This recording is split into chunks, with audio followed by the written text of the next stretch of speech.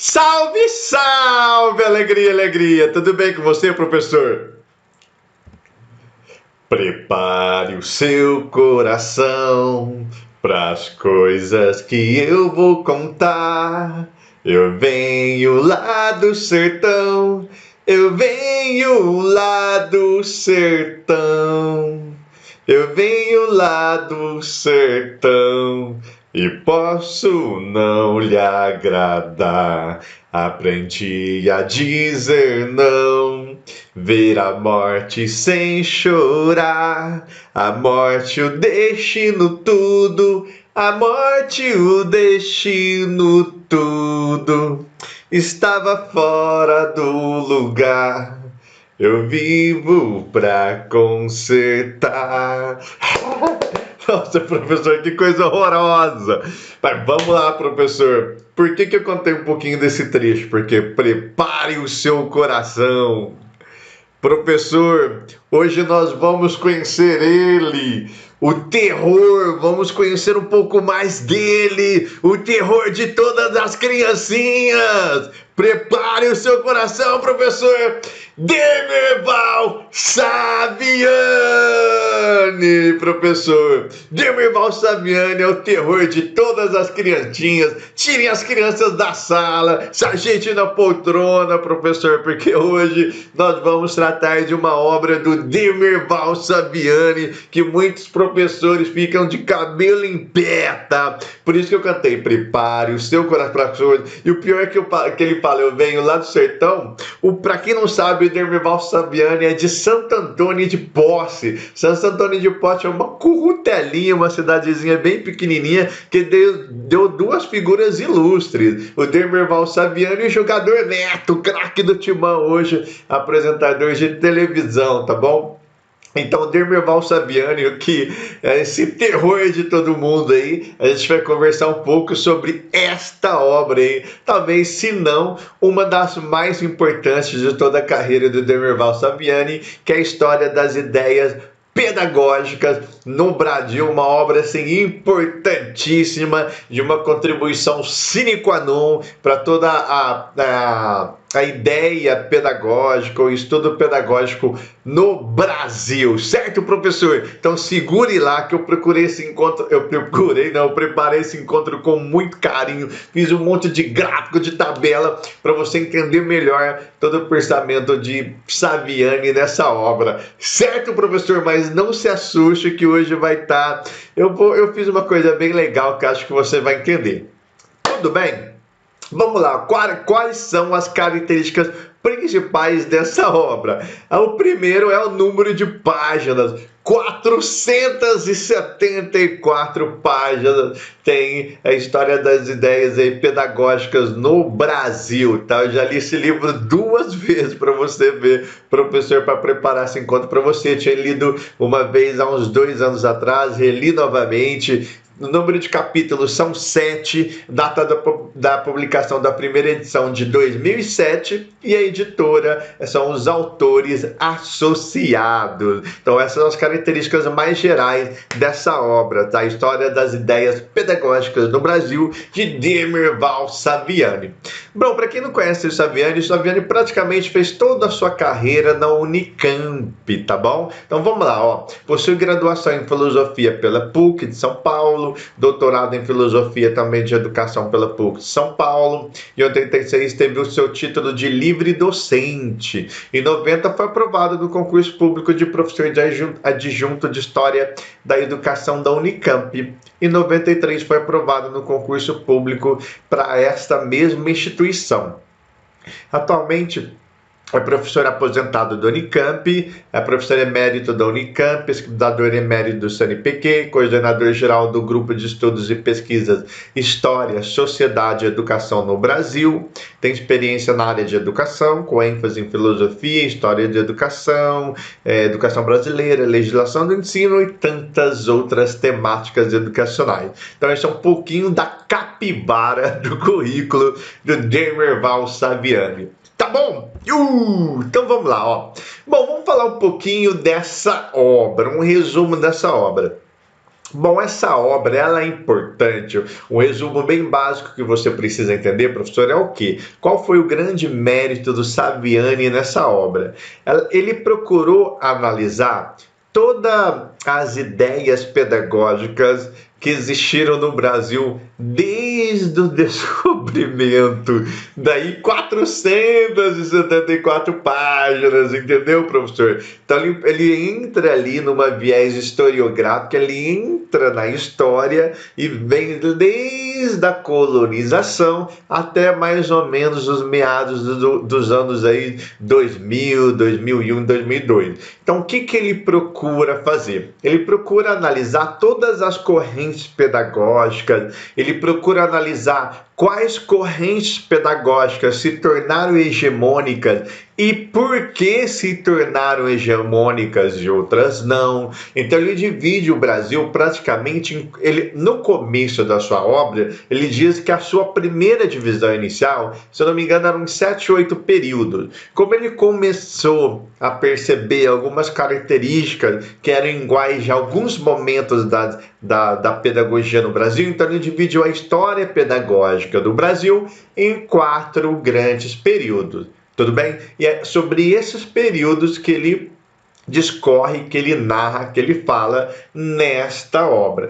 Mas a grande sacada do Saviani foi ter feito o quê? Foi ter visto e provado e discutido e conversado, escrito a influência das características históricas sociais na pedagogia. Então, se você é professor de história como eu, você vai ver que muita coisa que nós temos de ideias pedagógicas sofreram influências gritantes do contexto histórico social. Então a gente vai perceber que na divisão, que muita coisa que aconteceu na educação do Brasil aconteceu porque aquilo vinha acontecendo na sociedade, na política, na cultura brasileira. Então essa é a grande sacada da obra aqui do Saviani.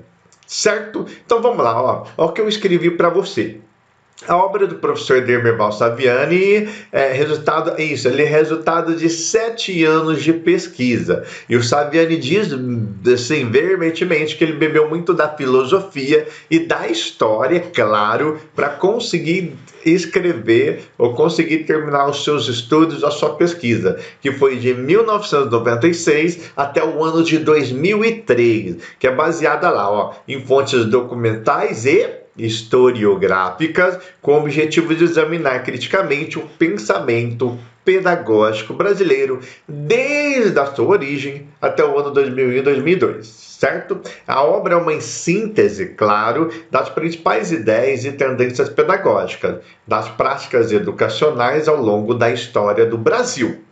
Desde a colonização aos primeiros anos do século XXI, mostra a evolução do pensamento pedagógico brasileiro a partir da identificação, classificação e periodização das principais concepções educacionais.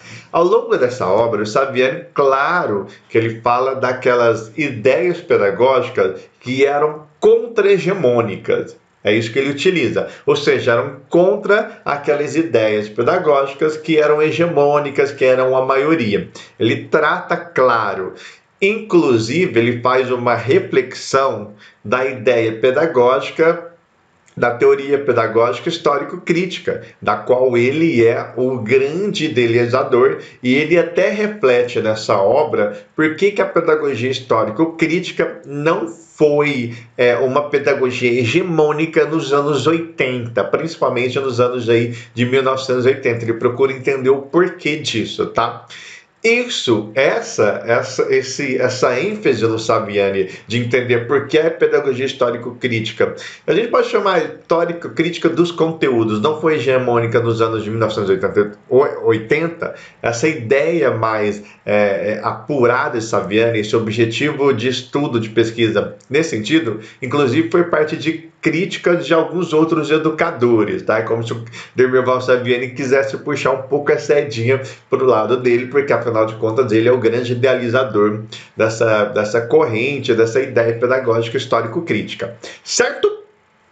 Bom, o que ele fala, ó, o que eu falo na verdade escrevendo. Embora reconhecendo a relevância dos estudos analíticos para Saviani, a abordagem sintética permite articular numa compreensão de mais amplo alcance os resultados das investigações particulares. É que ele está justificando porque ele utilizou a ideia da síntese, da ideia sintética, ou seja, quando você se propõe a estudar a origem ou as ideias pedagógicas da colonização do Brasil até o ano 2000 e divide isso em 4 grandes períodos, você está sintetizando de uma certa maneira, tá? Você está catalogando esses períodos. É isso que ele está justificando o porquê de ele fazer isso nessa obra. Certo? Permite uma visão conjunta aos professores e também aos pesquisadores da história da educação.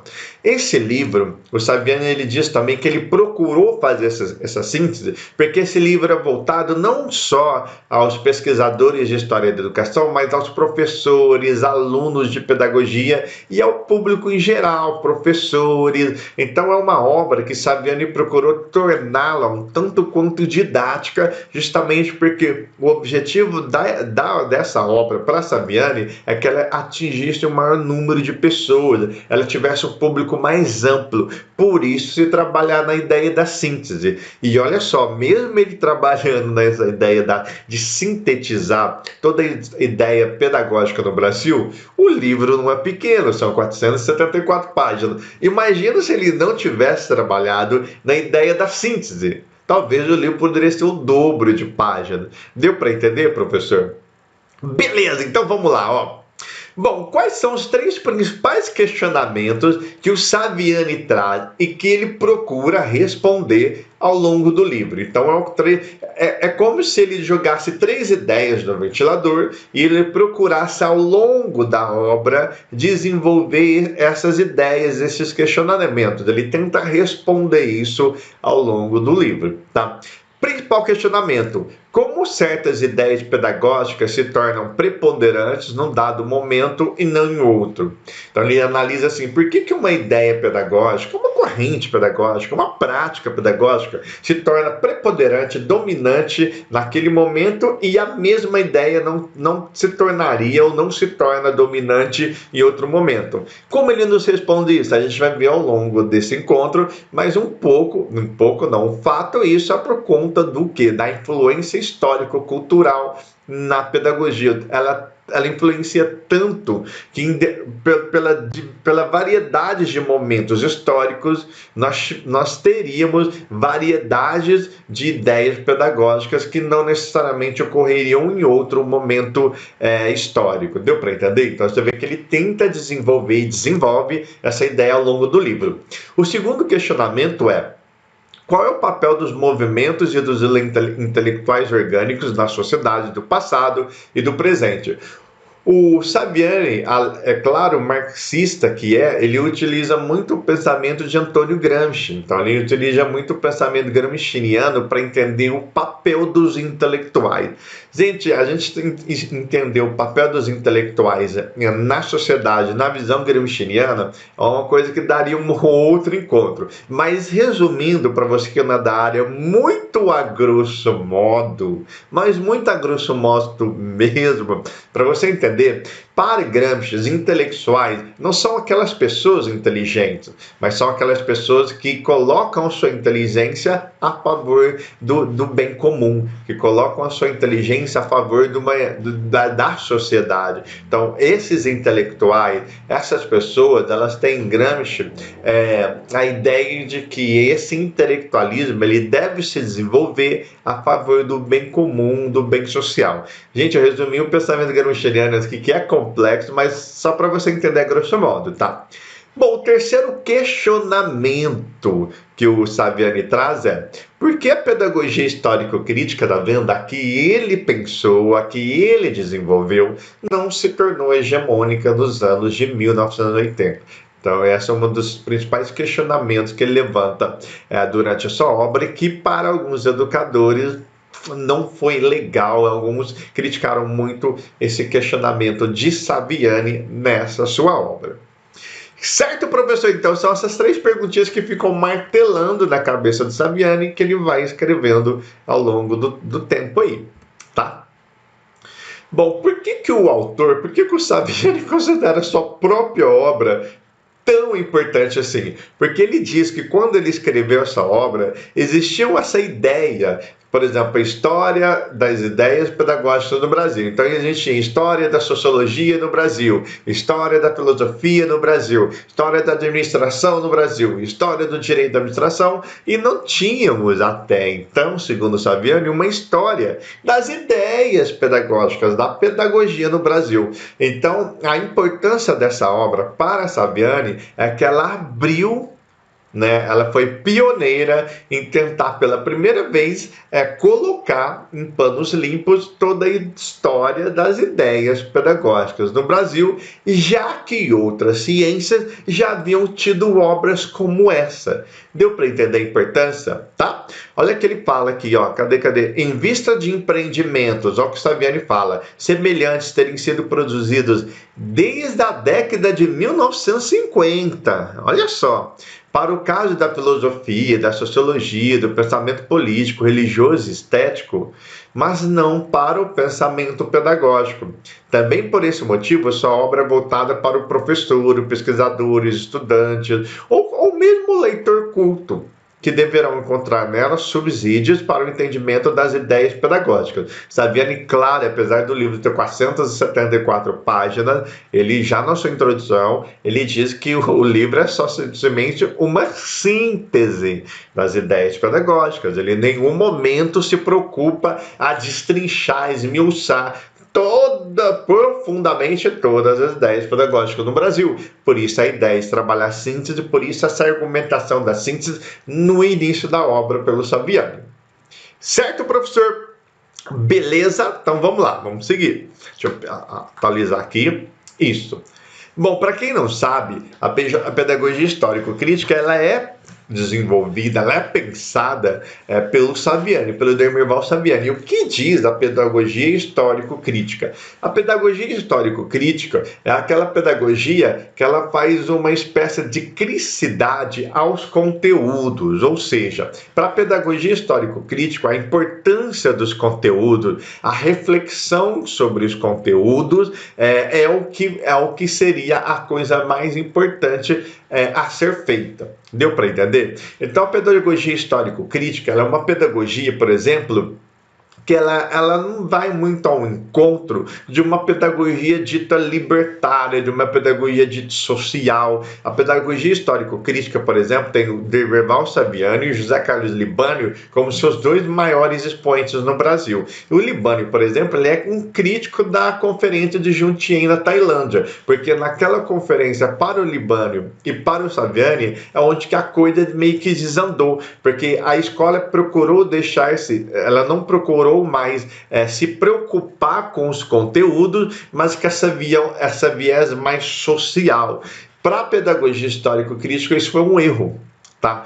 A pedagogia histórico-crítica ela não é conteudista, não confunda. Ela só acha que a pedagogia histórico-crítica ela diz aqui: você quer tirar o pobre da pobreza? Você quer diminuir a desigualdade social no Brasil? Então a escola deve oferecer as mesmas condições de aprendizagem de conteúdo do que aquela escola que oferece para o rico.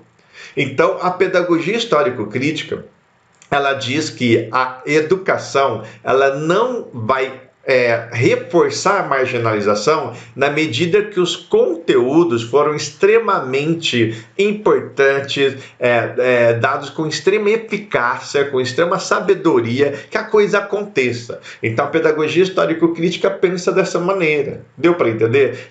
E a pedagogia histórico-crítica aqui, o Saviani é marxista. Então essa questão da luta de classe, da visão do Saviani, é diferente da visão do Paulo Freire. Então, Paulo Freire ele falava muito da questão da escola para as massas, falava muito da questão da alfabetização. Paulo Freire falava muito da questão da luta. A escola deve formar trabalhadores para a luta. Tá? A pedagogia histórico-crítica do Saviani já não acredita assim. Ele acredita que a escola ela vai ser um fator de desenvolvimento social a partir de que ela oferecer um ensino realmente de qualidade a partir dos conteúdos. Deu para entender? Tá.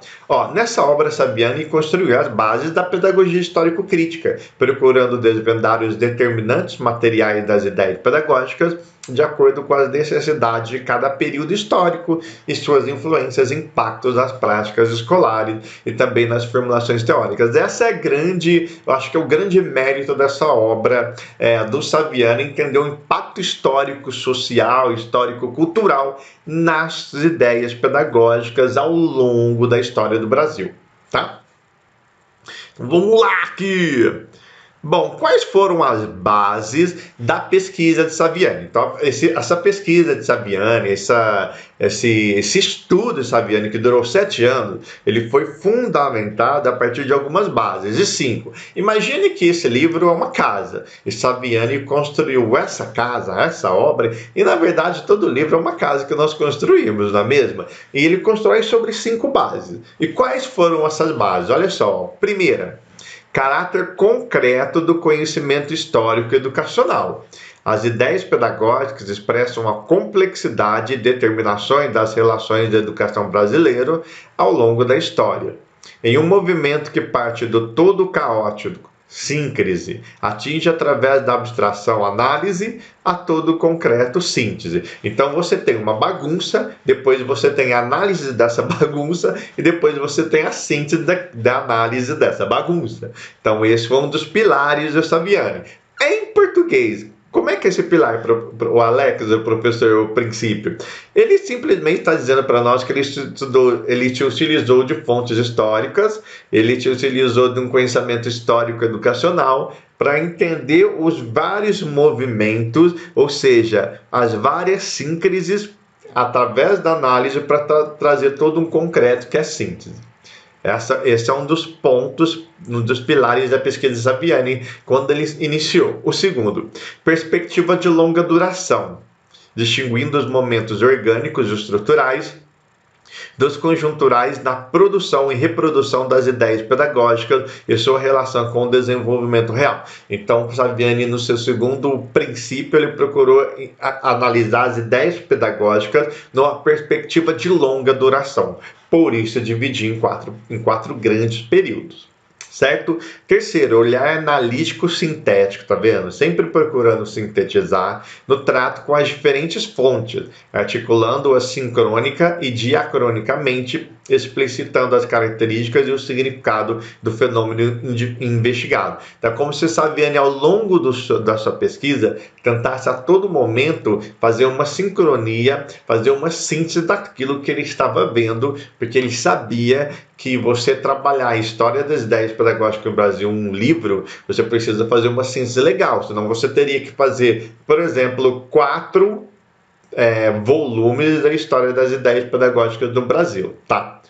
Bom, quarto, articulação do singular e do universal, entre o local, o nacional e o internacional, identificando tendências, relações de reciprocidade, determinação e subordinação. Aqui o Saviani está falando para a gente que utilizou como princípio a ideia do que acontecia no micro, até a ideia do que acontecia no macro no Brasil, até a ideia do que acontecia internacionalmente. Então, tudo isso, o que acontecia local, nacional, internacional, foi levado em consideração na hora de Saviani escrever a obra, porque ele entendia que isso causava impacto naquela ideia pedagógica. 5. Atualidade da pesquisa histórica, que se relaciona com a consciência da historicidade e com a necessidade de explicar o presente a responder questões atuais da educação. Então, um dos princípios de Saviani é procurar não só uma obra que focasse no passado, porque seria uma obra muito mais historiográfica, mais histórica do que pedagógica. Então, a ideia de Saviani não era simplesmente fazer um resgate histórico das ideias pedagógicas do Brasil desde a colonização, mas mostrar o impacto que essa história, o impacto, de novo, que essa história estava tendo naquele momento presente do qual Saviani escreveu o livro. Beleza? Certo, professor? Então, essas foram as bases da pesquisa de Saviani. Bom, e os princípios teóricos? Quais foram os 3 princípios teóricos de Saviani? Primeiro, Aprender de que modo as ideias pedagógicas podem também se converter em práticas educacionais. Então, uma das teorias, dos princípios teóricos de Saviani, era como uma ideia se transformava realmente na prática. Como uma ideia pedagógica se transformava na prática. Vou dar um exemplo, por exemplo, construtivismo. Construtivismo não é método, é uma ideia pedagógica. Como o construtivismo se pôs em execução, como ele entrou em execução, como ele se pôs em prática. Esse é um das ideias dos princípios teóricos de Saviani. Segundo, analisar de que modo as ideias pedagógicas são produzidas a partir de uma relação tensa e dialética entre o contexto e os problemas a ele relacionados, e a ação e a obra dos pedagogos. Então, ele tenta entender, ele traz um princípio de que a relação pedagógica com a relação da construção social histórica é uma relação que você precisa entender. Ou seja, como aquilo que acontecia historicamente, politicamente, socialmente no Brasil influenciava diretamente as ideias pedagógicas no Brasil, contexto pedagógico no Brasil. Terceiro, construir sínteses, explicativa de amplo alcance, sem deter-se na análise sistemática de obras e autores em cada período por meio de fontes primárias inéditas. Isso é verdade. Se você for procurar nessa obra de Saviani, você não vai encontrar ali desmiuçando os principais nomes expoentes daquelas correntes ou ideias pedagógicas naquele momento. Ele cita, ele traz alguma coisa. Tanto é que ao longo desse encontro você às vezes vai sentir falta, que eu não vou falar especificamente de um autor que é um expoente naquela corrente pedagógica, porque justamente não é a proposta do Saviani. Então a proposta do Saviani é falar, olha, esses foram os expoentes. Por exemplo, essa pedagogia pelo lado mais social, a gente tem um grande nome aí, por exemplo, o Libertário de Paulo Freire. Saviani não se propõe a discorrer sobre a obra freiriana. Ele cita, eu tenho esse aquele educador, só que ele fala por linhas gerais, porque a visão de Saviani não é sobre os educadores, mas sobre as ideias, é diferente. Olha, a história das ideias pedagógicas, não dos pedagogos, história das ideias. Não, o foco de Saviani é nas ideias e não em quem pensou. Deu para entender? De quem formulou essas ideias. Tudo bem? Esse é outro princípio teórico que ele utilizou. Então, você vê que no começo da obra, Saviani fala, olha, ele nos mostra como ele pensou o livro. Olha, para mim os princípios teóricos foram esses, depois eu tive 5 princípios básicos que foram esses, depois eu tive 3 perguntas que eu tentei responder, lembra? No decorrer da escrita da obra, da pesquisa, né? Então eu utilizei de fontes históricas, eu utilizei daquilo, eu sou marxista, estudei do pensamento gramsciano. Então o Saviani ele nos mostra, é como se ele abrisse uma caixa de ferramentas falando, olha, para fazer essa casa, eu utilizei essa porca, esse parafuso, não entendo nada, tá? Essa madeira, esse tipo de cimento. Então ele foi nos mostrando o que ele fez, quais são os instrumentos que utilizou para construir essa casa livro. Tudo bem? Tá? Então ele deixa bem explicadinho. Bom, agora a gente vai propriamente na... Nossa Senhora, deixa eu voltar aqui. Aqui. Isso. Opa, calma. Oh, Nossa Senhora, o que você está fazendo, Alex? Espera aí, professor. Muita calma nessa hora, isso. Aqui são a divisão das ideias pedagógicas no Brasil. Você vê que o Saviani, então, pegou todas essas ideias pedagógicas no Brasil, todos esses pensamentos pedagógicos no Brasil, todos esses autores e dividiu em 4 períodos. Uma síntese. Beleza? Quais são os períodos? Primeiro, vamos lá. Começa em 1549 até 1659. 1549, por quê? Para você não sabe, eu sou professor de história. Vamos lá, o Brasil é descoberto. Não vou entrar não vou ficar falando de história com vocês. Não. Bom, o Brasil foi descoberto em 1500. O Brasil foi colonizado praticamente só em 1530. Os 30 primeiros anos, Portugal não deu bola para o Brasil, tá? Existiu esse processo de hedenização do Brasil, depois de demonização da história brasileira e tal. Bom, você deve se lembrar disso, eu acredito, nas aulas de história. Mas o que acontece? Os portugueses começam a vir no Brasil aqui mesmo Logo após a extração do pau-brasil, eles começam a vir aqui por conta da cana. Que a cana não era igual para o Brasil, você vinha, cortava e levava de volta. Não, a cana precisava morar aqui, você precisava colonizar. Deu para entender? Então a agricultura exigiu que o português morasse aqui, habitasse o Brasil, colonizasse para valer o Brasil. Deu para entender? A cana-de-açúcar foi a grande responsável.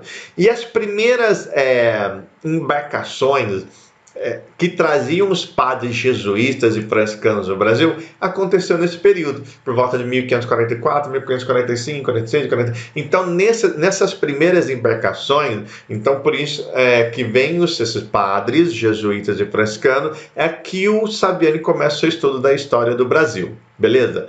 Aqui ocorre o monopólio da vertente religiosa da pedagogia tradicional.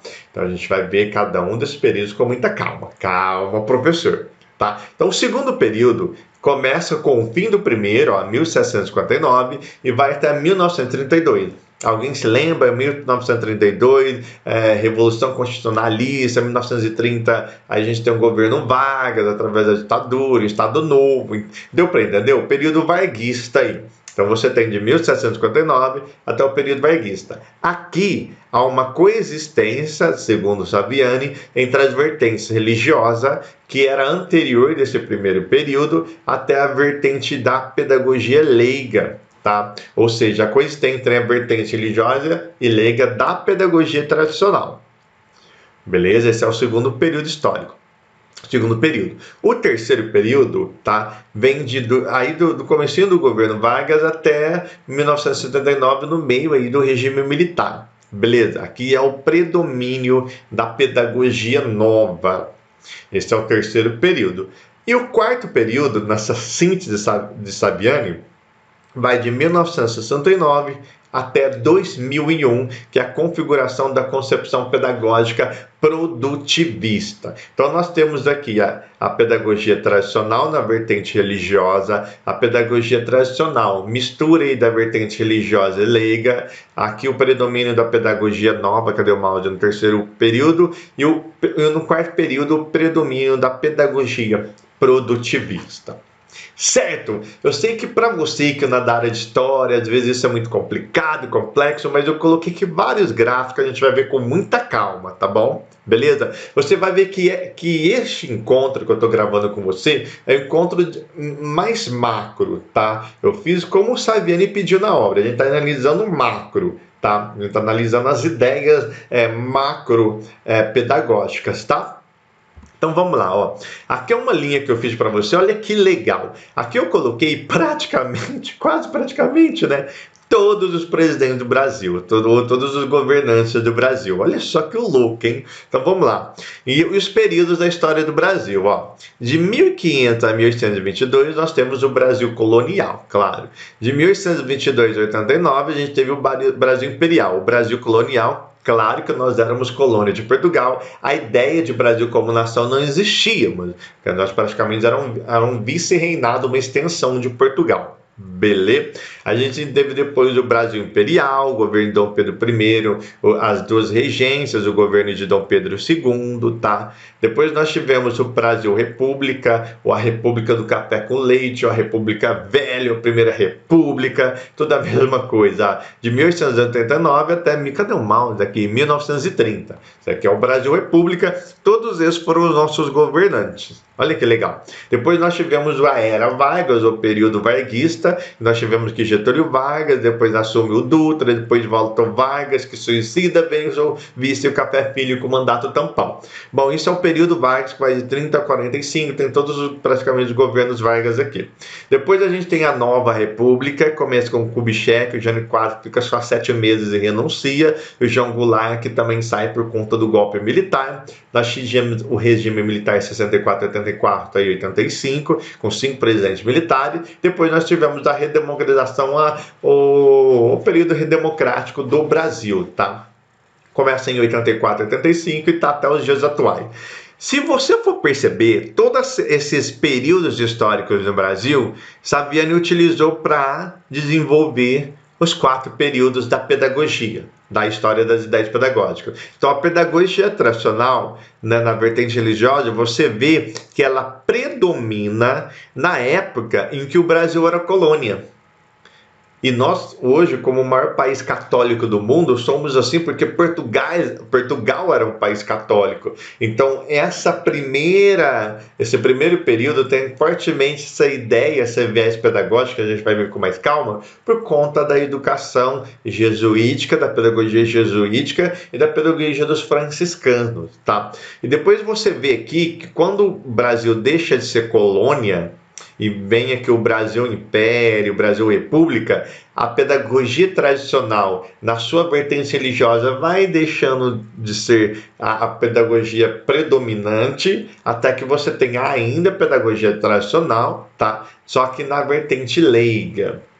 Aí depois nós temos aqui a pedagogia nova, que ela é forte nesse momento aqui da história do Brasil, na Era Vargas, na Nova República. Olha só, Nova República, pedagogia nova. Deu para entender a grande sacada de Saviani, é entender a história do Brasil e como esses períodos aqui influenciaram as ideias pedagógicas.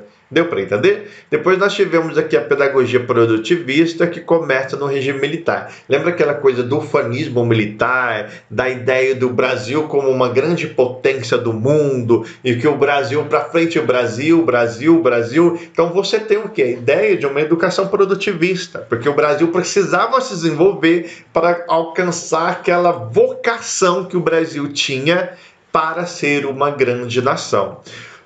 Como eu faço do Brasil uma grande nação? Eu invisto na ideia da pedagogia produtivista, na ideia de que devemos formar trabalhadores para que o Brasil consiga alcançar a sua vocação, que sempre foi a de uma grande potência. Essa era a ideia passada no regime militar. Deu para entender, então, como tudo influenciou, e Saviani vai discutindo isso, as ideias pedagógicas. Deu para entender? Isso é muito interessante na obra do Saviani, tá? Para quem gosta de história. Divisão das ideias pedagógicas novamente, ó. Eu tenho de gráfico, tá? De 1549 a 1759, pedagogia tradicional na vertente religiosa. De 1759 a 1932, comecinho do Vargas aí, pedagogia tradicional, sai um pouquinho, deixa de ser a vertente religiosa, meio misturado com a vertente leiga. Lembra que história a gente precisa parar com a ideia de que uma coisa acontece de um dia para a noite. Então, não é que a pedagogia tradicional na vertente religiosa deixou de existir do dia para a noite e passou a existir a leiga. Não, houve uma mistura, tá? A coisa vai sendo gradativa, a mudança, tá? Tanto que a gente fala na palavra história, a gente usa muito a palavra predominância. Não é que a vertente religiosa, nesse segundo período, deixou de existir. É que a leiga passou, a religiosa estava aqui, a leiga foi indo, ela passou a ser predominante.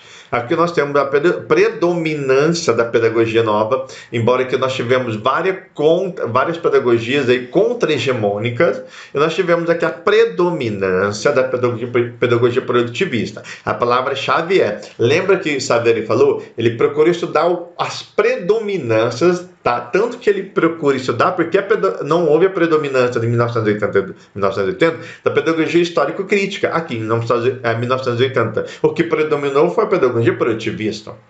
Mas existiu a pedagogia histórico-crítica que era contra-hegemônica. Certo? Beleza, então vamos lá, ó. Aqui é o seguinte, ó. O Saviani, como é muito legal, ele dividiu os dois últimos períodos em 3 fases.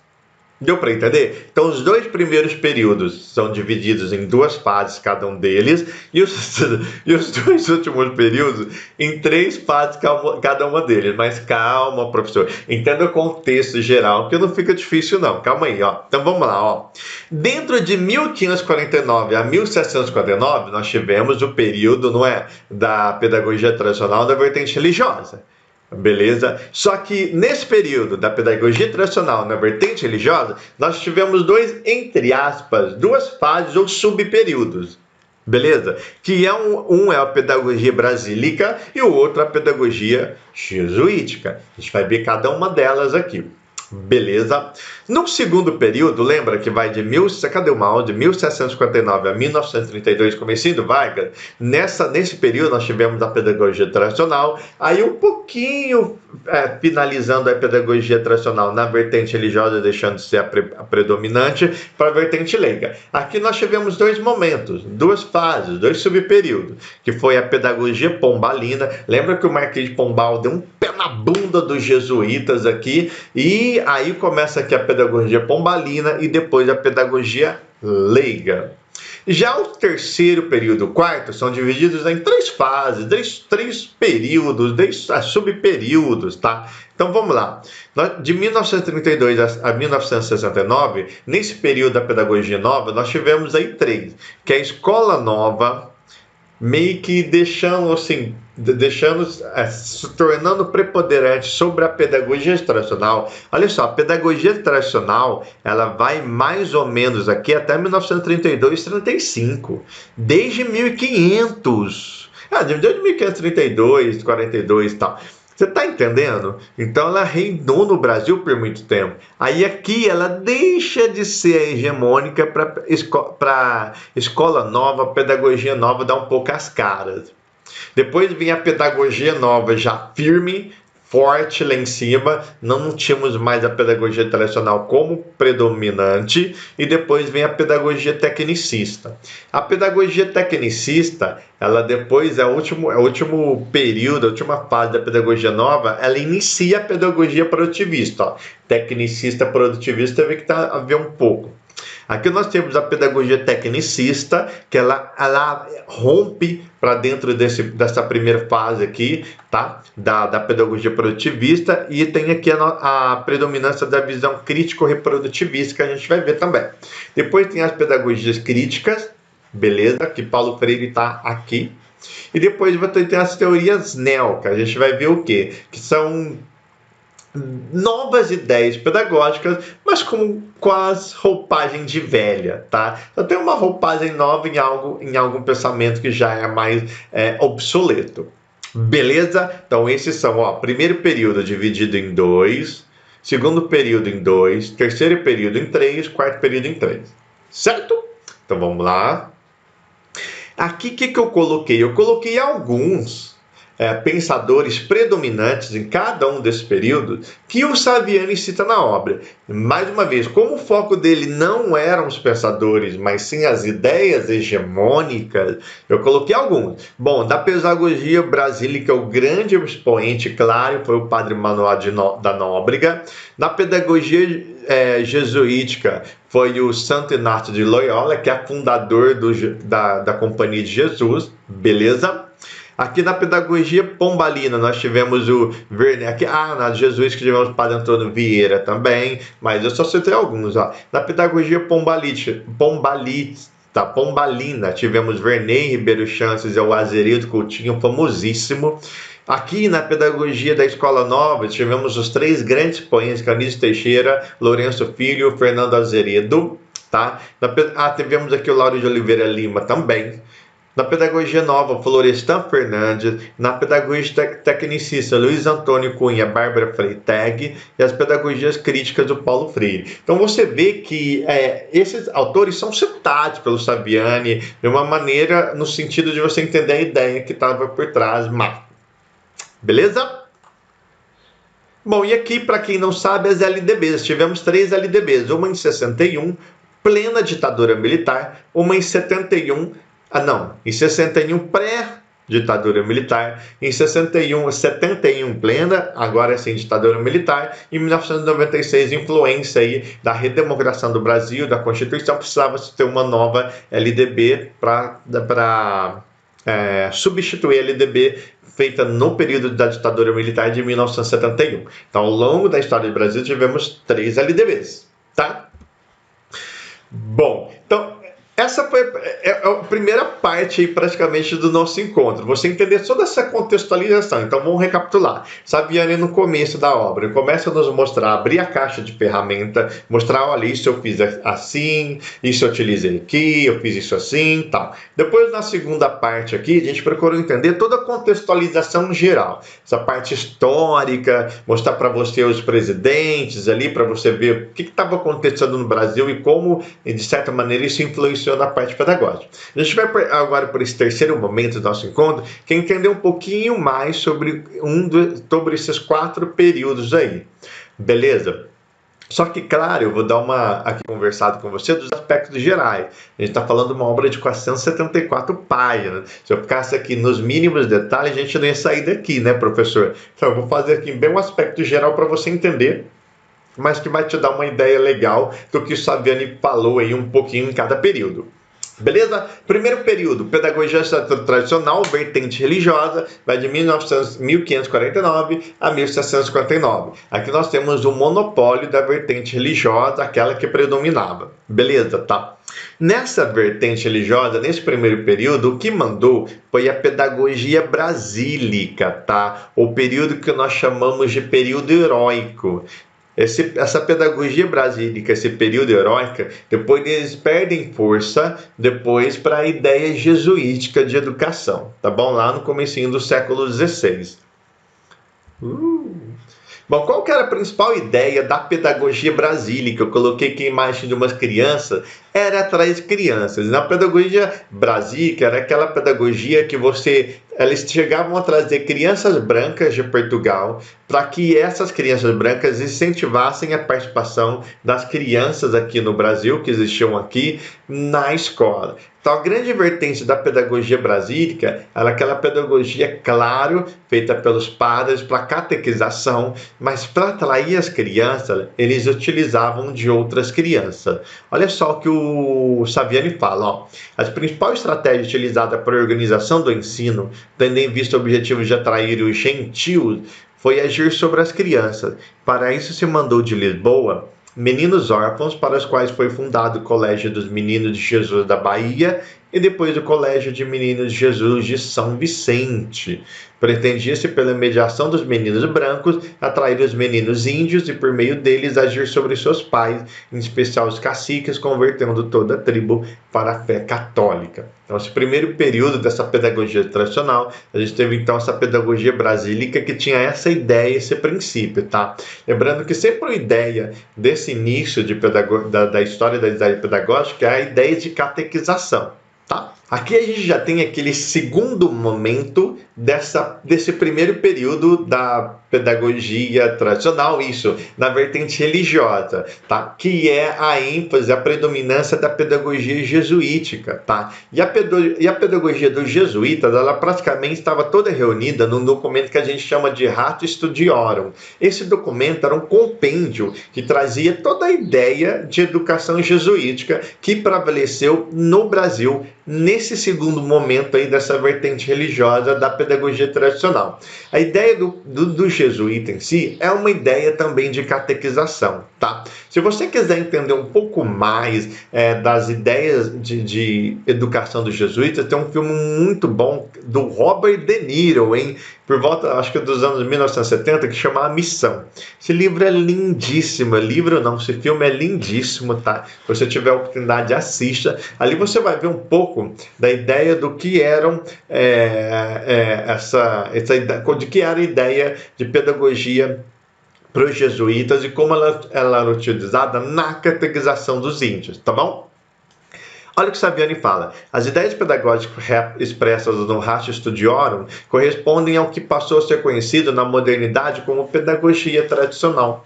Então, a pedagogia tradicional tem sua base na pedagogia jesuítica. Essa concepção pedagógica caracteriza-se por uma visão essencialista do homem. Esqueci de comentar. Como nós estamos falando da vertente religiosa, é como se a educação jesuítica ela fosse uma educação na ideia de que nós somos feitos à imagem e semelhança de Deus, e a educação jesuítica era uma educação que baseava-se no desenvolvimento das virtudes, tá? Então eu precisava desenvolver as virtudes para que eu me aproximasse cada vez mais do meu Criador, que era Deus, tá? Ó, o homem é concebido como constituído por uma essência universal e imutável. A educação cumpre moldar a existência particular e real de cada educando, a essência universal e ideal que define o quanto ser humano. Em resumo, é isso que eu estou te falando. Você precisava moldar o ser humano para que ele se tornasse mais próximo do teu Criador. Deu para entender? Tá? Ele atingisse a perfeição humana através do desenvolvimento das suas virtudes. Beleza? Essa ideia assim, geral da pedagogia jesuítica que foi predominante nesse segundo momento do primeiro período da vertente religiosa. Certo? Foi de 1549 a 1759 esse primeiro período. Bom, segundo período, tá? Nós temos então aquele período onde essa pedagogia na vertente religiosa ela deixa de ser predominante e começa a pedagogia leiga. Esse segundo período vai de 1759 até 1932, comecinho do governo Vargas, tá? Então há uma coexistência ao mesmo tempo da vertente religiosa que era até então predominante e começo da pedagogia da vertente leiga, da pedagogia tradicional. Aqui o porquê que a vertente religiosa ela perde sua força, principalmente para o homem chamado Marquês de Pombal.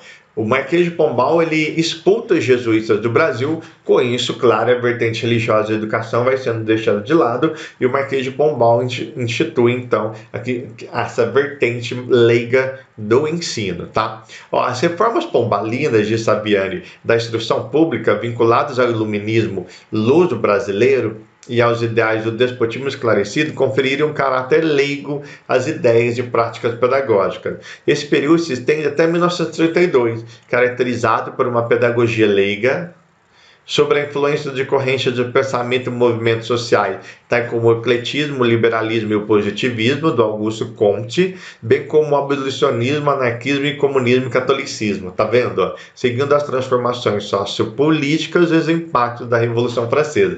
Então, olha só, a Revolução Francesa, a Revolução Industrial, que aconteceu aí na segunda metade do século XVIII, por volta de 1750, 1769, 1779, ela trouxe todo esse impacto aqui na educação do Brasil. Tá? Essa ideia aí do positivismo, do ecletismo, do liberalismo, do comunismo, do anarquismo, essas ideias elas acontecem porque era isso que estava acontecendo lá fora. Então esse segundo período ele teve um período muito, ele foi um período muito influenciado porque acontecia fora do Brasil. Tá? Bom, quais foram as influências desse segundo período? Nós tivemos influência de pedagogos como Silvestre Pinheiro Ferreira, o Barão de Macaúbas, tanto as reformas da instrução pública, nós tivemos a Assembleia Nacional Constituinte, a reforma Couto Ferraz, a reforma Leôncio de Carvalho, os pareceres de Rui de Barbosa, que eram fenomenais, fantásticos, as reformas republicanas de instrução pública, isso tudo o Saviani fala na obra? Não, professor, ele fala muito pouco, mas não aprofunda em nenhuma dessas reformas. Ele só cita por quê? Para te mostrar de como isso contribuiu ou não para o pensamento hegemônico que era o pensamento da pedagogia tradicional na vertente aí mais leiga, tá bom?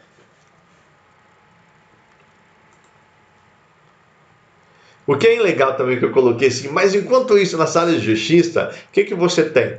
Os dois primeiros períodos, o Saviani escreve na obra, eles foram períodos que eles não tiveram muita contra-argumentação, eles não tiveram muita corrente contra-hegemônica, por quê? Porque no começo nós éramos praticamente colônia de Portugal, estávamos sujeitos muitas vezes à vontade de Portugal. O segundo período também não era um período que trouxe muitas correntes diferentes ou muitas ideias pedagógicas diferentes daquilo que já existia, daquilo que era predominante. Agora, no terceiro período e no quarto, tanto é que o primeiro período e o segundo é dividido em dois. Já o terceiro e o quarto são divididos em três. Por quê? Porque houve muita corrente hegemônica, contra-hegemônica. Tá? Então, o terceiro período e o quarto foi um terceiro período e o quarto meio que de reafirmação dessas correntes que eram hegemônicas. Tá? Olha o que o Saviani fala, diferente dos dois primeiros períodos, o terceiro e o quarto período, além de produzir ideias pedagógicas que também se converteriam em práticas educacionais, as fizeram mediante uma disputa mais acirrada. Então, essas ideias pedagógicas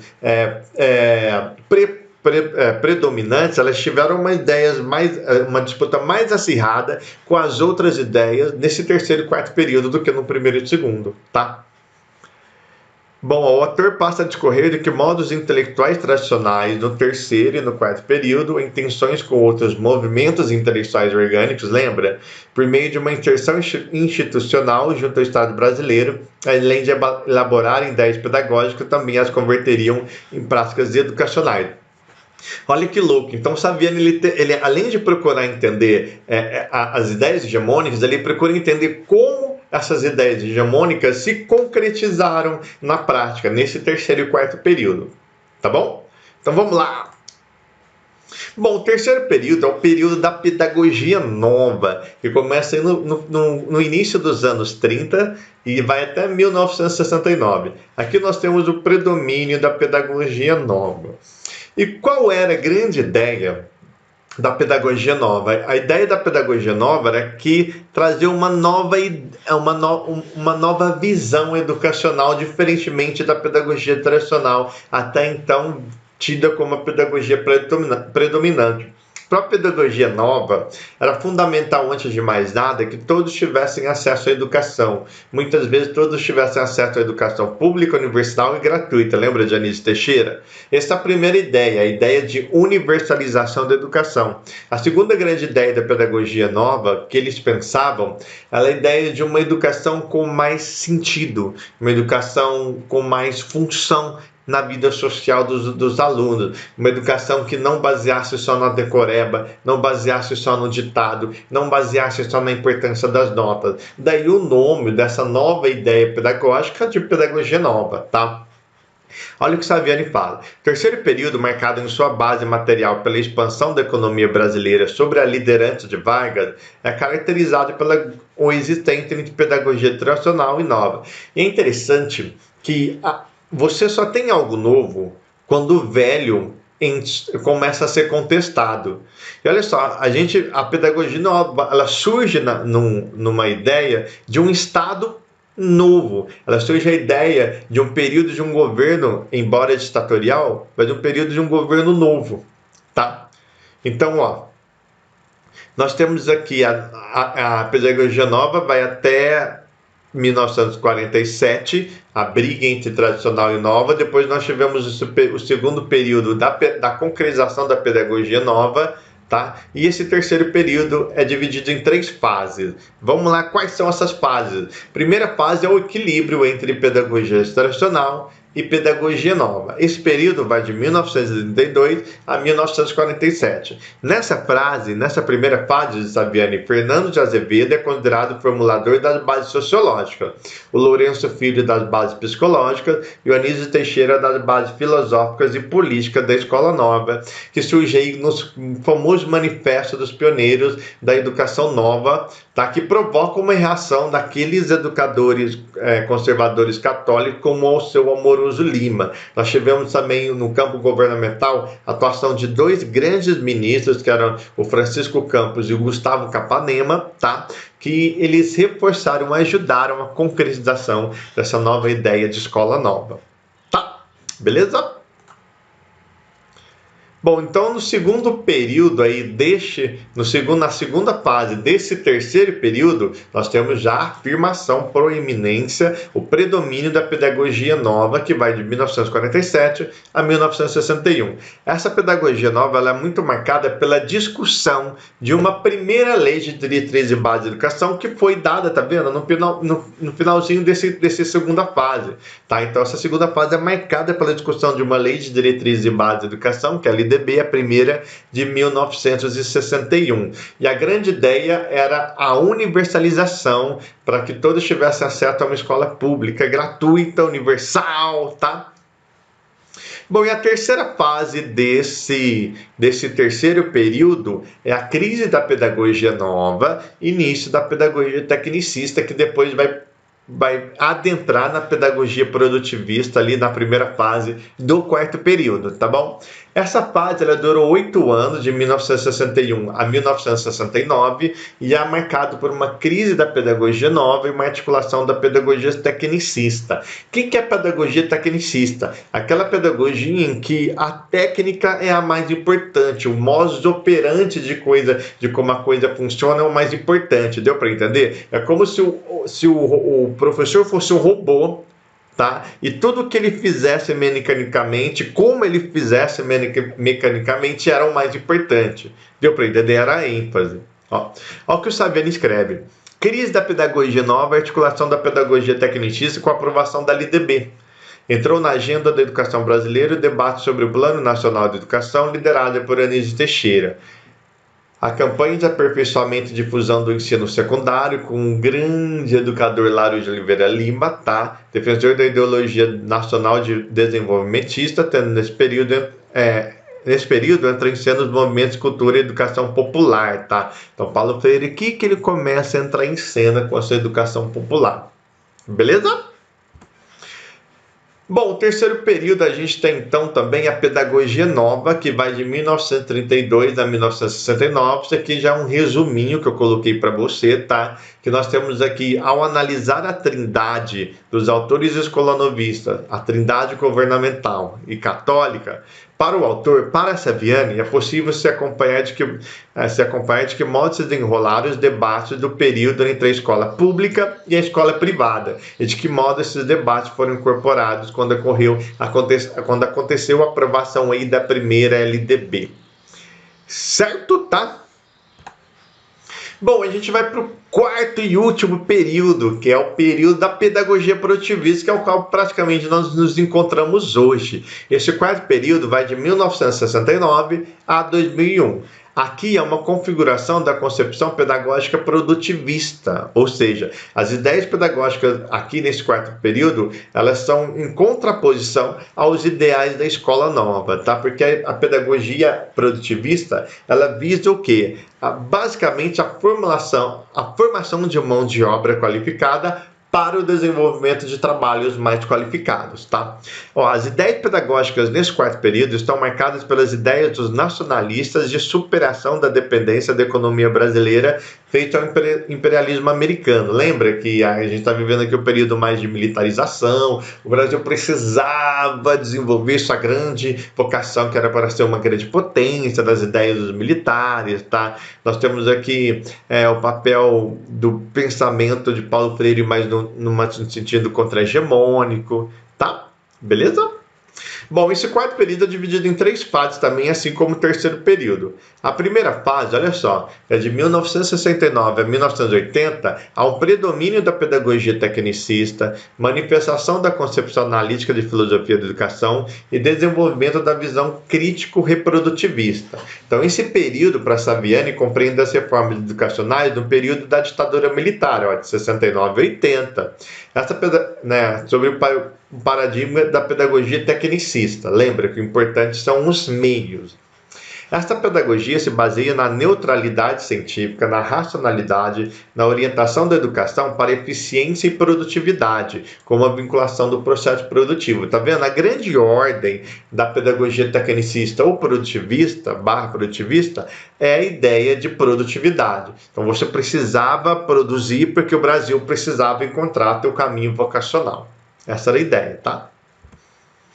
Bom, a segunda fase vai de 1980 a 1991, há um ensaio sobre contra-hegemônicos, educação popular, pedagogias da prática, crítica social e história crítica. Aqui que o Saviani se propõe a analisar um pouco mais como a pedagogia histórico-crítica não foi predominante nessa segunda fase do quarto período, de 80 a 1991, tá? O que foi predominante foi o quê?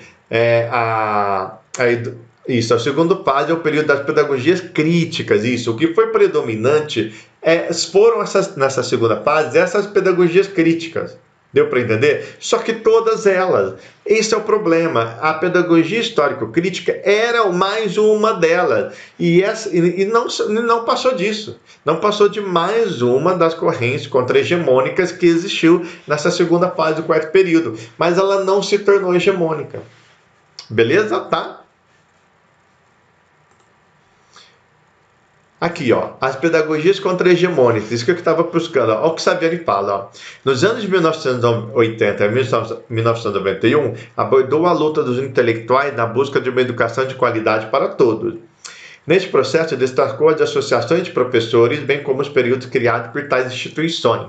Neste contexto, surgiram as pedagogias contra-hegemônicas que fizeram a crítica às práticas escolares instituídas. Pedagogia popular, pedagogia da prática, pedagogia crítica social, né, que é a crítica ao currículo conteudista, tá vendo? Pedagogia histórico-crítica, educação entendida como mediação no seio da prática social global. Beleza, tá? Bom, nós tivemos a terceira fase, que de 1991, desse quarto período a 2001, que é a fase, lembra dos neoprodutivismo, neoescolanovismo, neoconstrutivismo, neotecnicismo. Nessa terceira fase, começam a se surgir teorias pedagógicas que nada mais eram que aquelas teorias antigas, arcaicas, com uma roupagem nova. Por isso que o Saviani usa esse termo neoprodutivismo, neoescolanovismo. A escola nova já existiu no começo dos anos 30, o neoconstrutivismo, tá, ó. A base material da mudança das ideias pedagógicas nessa última fase resulta da transição das formas de organização do trabalho, do Fordismo para o Toyotismo, produzindo o neoprodutivismo, uma atuação da teoria do capital humano, que gera uma pedagogia da exclusão. O Saviani fala muito dessa questão da pedagogia da exclusão, que o quê? Se você tem uma preocupação só com a formação da mão de obra, você faz com que uma leva entre na escola, mas em vez de você incluir, você acaba excluindo, porque ao final desse ciclo escolar, ele não vai sair bem formado e muito menos um trabalhador bem formado. Essa é a ideia do Saviani, tá? Ó, produz aqui uma inclusão excludente, diz ele, tá? E o sufixo neo, o que era isso? O neoconstrutivismo, mais uma vez, o neotecnicismo, tá? Saviani descreve que as tais teorias tiveram as mesmas bases das antigas, tradicional, tecnicista, escola nova, e que em 1970 foi inspirada na teoria do capital humano. Essas, por suas vezes, foram ressignificadas na década de 90. Bom, e finalizando aqui, Saviani nos traz, ao longo dessa obra, os 4 principais dramas históricos dos professores. Históricos. Primeiro, sua cabeça era escolanovista, mas as condições em que teria de atuar eram da escola tradicional. Essa é uma das críticas que Saviani faz ao movimento da escola nova. Porque era um movimento muito bem, assim, articulado intelectualmente, mas por uma escola que não correspondia a uma estrutura escolar que não correspondia àquela estrutura escolar que a nova escola, que a escola nova precisava. Daí a crítica dele, tá? Ó, sua cabeça era de escola novista, beleza, mas as condições que tinha aí eram de uma escola tradicional. Segundo o drama histórico dos docentes, deveria se adequar ao pressupostos reprodutivistas e tecnicistas, na medida em que passou a ser cobrado em termos de eficiência e produtividade, almejando atingir o maior resultado.